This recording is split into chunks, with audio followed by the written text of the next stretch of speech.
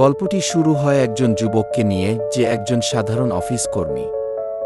সে খুবই অন্তর্মুখী এবং ঝামেলা এড়িয়ে চলে।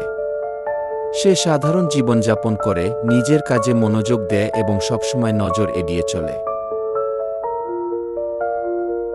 একদিন কাজের পথে সে দেখে একজন চোর একজন মহিলার ব্যাগ ছিনিয়ে নিয়ে পালাচ্ছে।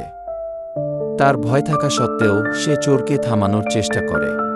যখন সে চোরকে থামানোর চেষ্টা করে, তখন সবকিছু ভুল হয়ে যায় এবং চোরকে ধরার পরিবর্তে সে একটি ফলের গাড়ি উল্টে দেয়।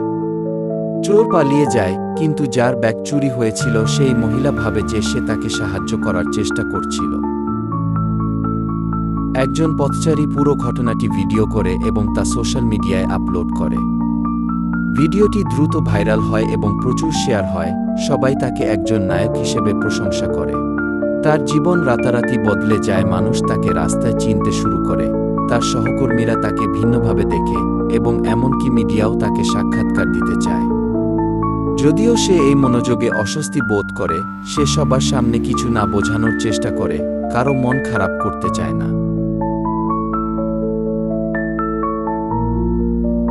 তার খ্যাতি বাড়ার সাথে সাথে আসল ঘটনা তার উপর ভারী হতে থাকে। সে অনুভব করতে শুরু করে যে সে যেটা সত্যিই করেনি, তার জন্য প্রশংসা গ্রহণ করে সে অন্যায় করছে। পরিস্থিতি আরও জটিল হয়ে ওঠে যখন চুরি হওয়া ব্যাগের মালিক মহিলা তার সাথে দেখা করতে চায়।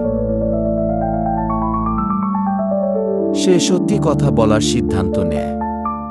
সে নিজের ইউটিউব চ্যানেলে একটি ভিডিও আপলোড করে, যেখানে সে আসল ঘটনাটি প্রকাশ করে।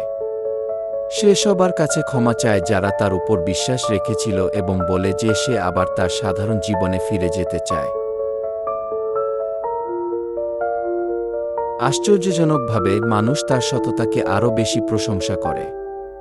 তার স্বীকারোক্তির ভিডিওটি ভাইরাল হয় এবং ভুলে যাওয়ার পরিবর্তে সে আরও বড় নায়ক হয়ে ওঠে তার ভুল স্বীকার করার জন্য।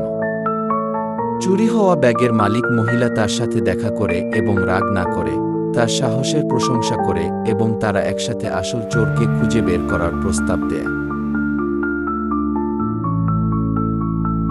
গল্পটি একটি ইতিবাচক নোটে শেষ হয়, যেখানে যুবকটি শিখেছে যে সত্যিকারের নায়কত্ব সততা এবং নৈতিকতার মধ্যে রয়েছে।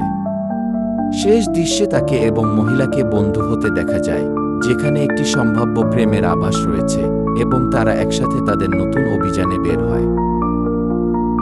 Please like, subscribe and hit the bell icon.